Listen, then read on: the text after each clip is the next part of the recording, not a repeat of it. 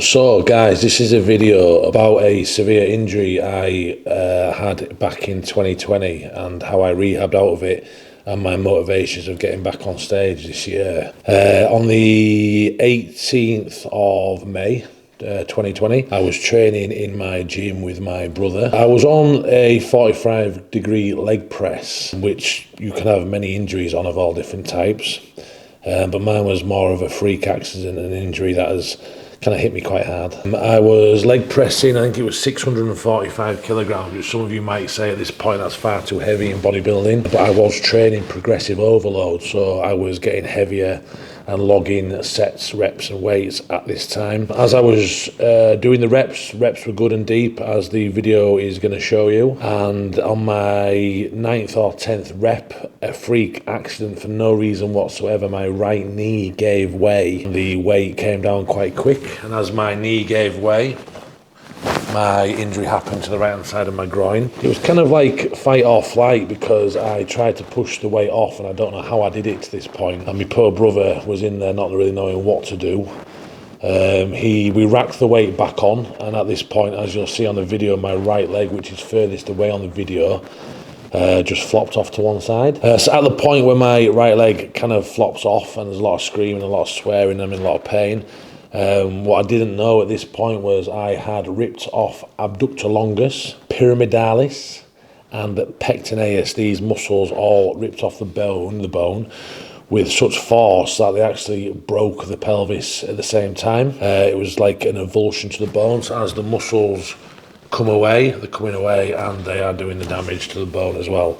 So this was quite a severe injury. Obviously at this point I knew not what I was doing or I had done. I think you can hear me on the video telling my brother I've torn my quad and I need some help. I think I was a little bit sick and a little bit dazed at the time, as the pain was pretty real. So here is the video from my camera phone at the time. If you are squeamish, don't watch it. It's hard to really see what does happen because of the way the camera is on the floor. But as you see, when my right knee goes, it just pops to the side, and as the weight is released, the right leg just totally comes away. So if you are squeamish, fast forward it. It's very real life. It was there and then, the full video, so there is some swearing, which I apologise for. But again, if you don't want to watch it, just skip past it.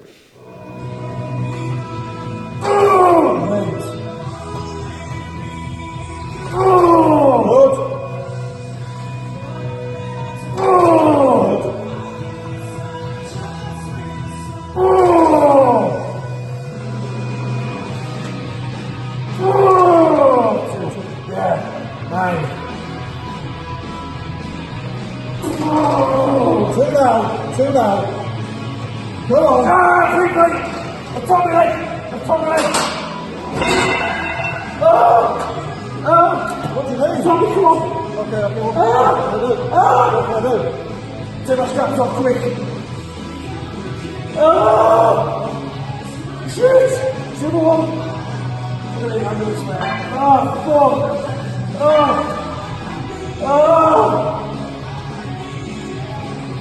Oh shit. Fuck.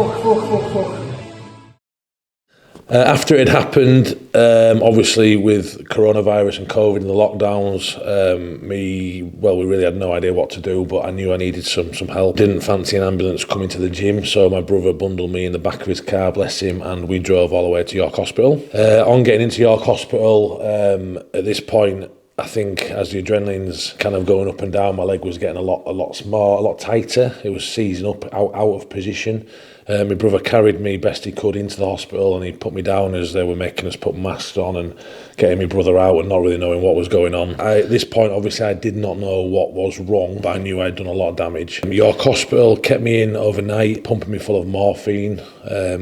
They did an x-ray and some scans, and they came up with the assumption that there was no damage. Literally, they told me there was no damage, and they were trying to get me out of the hospital. I remember lying on the hospital bed and them telling me there was no damage, and I know my own body. And I hadn't actually seen the scans and everything with COVID. It just kind of threw everything a bit up in the air. I didn't know what you could do, what you couldn't do. But I remember them getting me some crutches and giving me a load of Oromorph to go home with, and they told me to get off the bed, and they were quite insistent of it. I went to get off the bed, and my right leg kind of came off, and at this point it just fell off the bed because there's nothing there with the damage holding the leg together, and nobody would help me, so I actually had to roll my other leg off the bed, roll on the floor, crash on the floor, and they just told me to get up. Make of it what you will, that's not what this video is about. I left the hospital and straight away tried to seek some help elsewhere.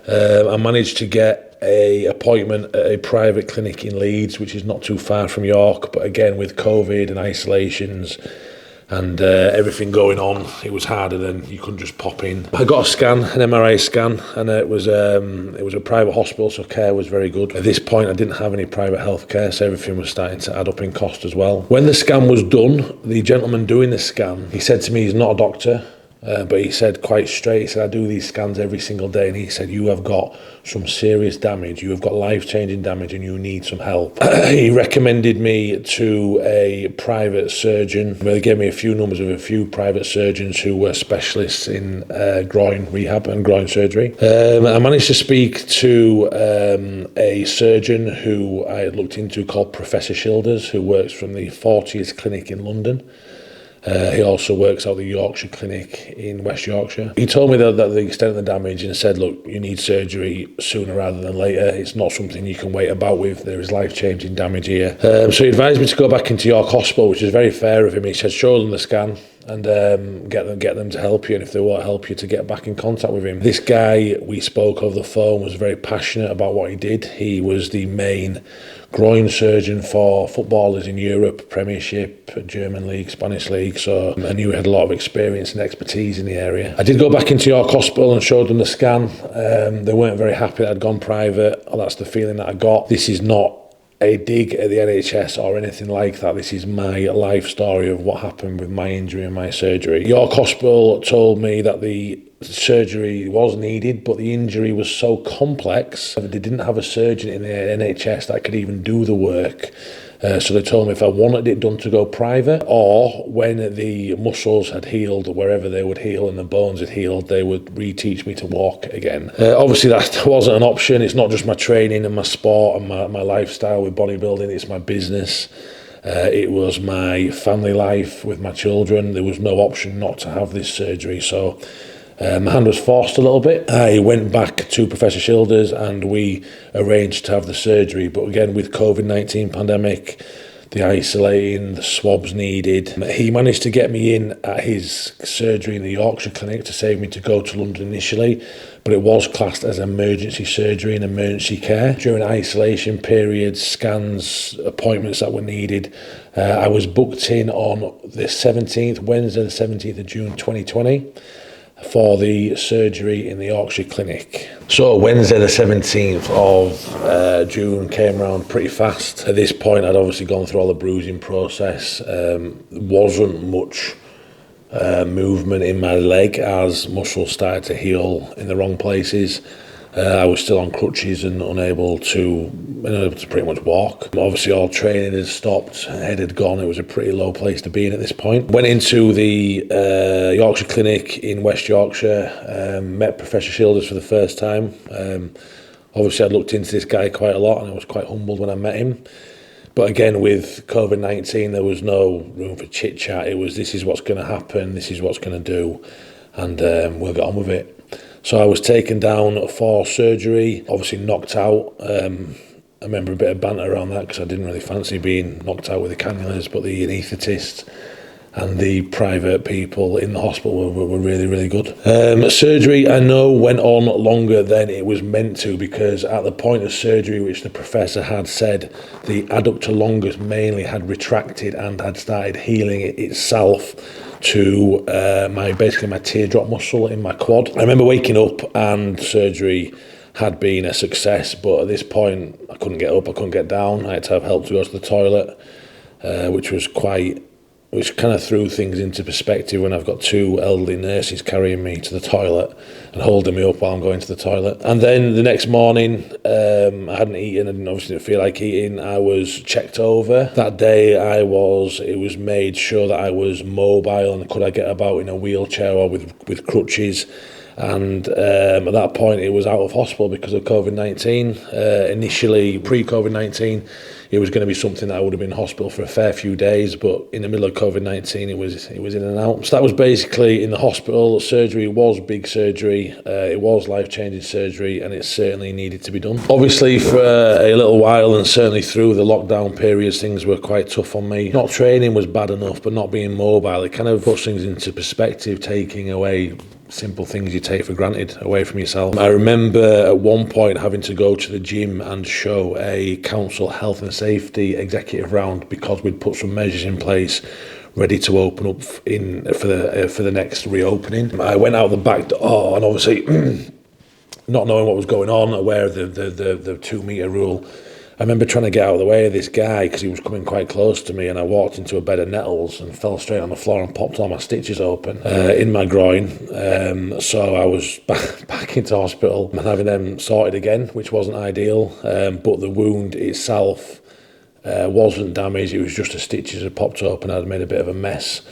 Which going on forward means the scar's never going to be as neat, but it's not something anyone would ever really see. It's right into my pelvis in that top right hand corner of my leg. The rehab period was extensive. I did some work with a number of physios. Some worked, some didn't. I was very grateful of any of the help that people were giving me. This was a real low point in my life. Gazzy is just going to show you on this video some of the rehab that I actually went through, some of the movements I did in the first couple of months after the surgery. During the rehab process, I had to go and see Professor Childers down in London in the 40 Years Clinic. Quite often it was monthly, and then it went to 6 weeks. He is a really good guy, and I am very thankful to him. He took so much care. I went into his office. The first time I went to his office, there is signed football shirts from some of the biggest footballers all over the world where he's helped the surgery. But he said to me at one point, he said, Eddie, I want to see you back on stage. That's what you do. And he said, I want to see you back on stage. This shouldn't hold you back. So that was fire in my belly. We were up and down for a good year, nearly 18 months. The rehab period went on for, where he wanted to check me over. Lots of tests, lots of firing backwards and forwards, information to each other. And then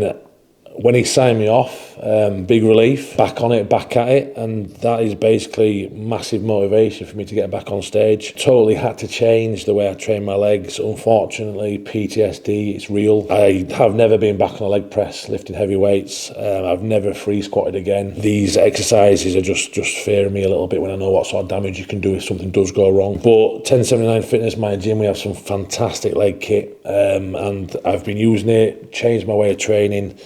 I'd like to say at the moment I'm back training legs harder than anyone, give legs 100%. That is obviously the next video. We're filming a leg session on Saturday, which all you crazy people want to see me training legs, put through paces. So just to sum everything up, that's a brief little story and a lot of information on my life-changing injury and my return and my reason to return to stage. This isn't a negative video. This is a serious story that is very real in life. I am buzzing to get back on stage. My legs are the biggest they've ever been. I'm thoroughly enjoying training legs. As I previously mentioned, my training is a lot more high volume, supersets, lots of reps, and my legs responded really well to it. As you will see on the next video that we're doing, my leg day video. If anyone does have any questions or you want to drop any comments, then ask me. I'd just like to add again that this was no dig at the NHS or York Hospital. Think of it what you may. The facts are what they are, and what's happened has happened, and we move on. I'm looking forward to getting back on stage. My legs come in quite well. Hopefully with the extra mass, they're going to come in looking pretty awesome. And I hope maybe anyone who's had an injury or something that's got you down, that this video can inspire you. I think the comeback is always bigger than the setback.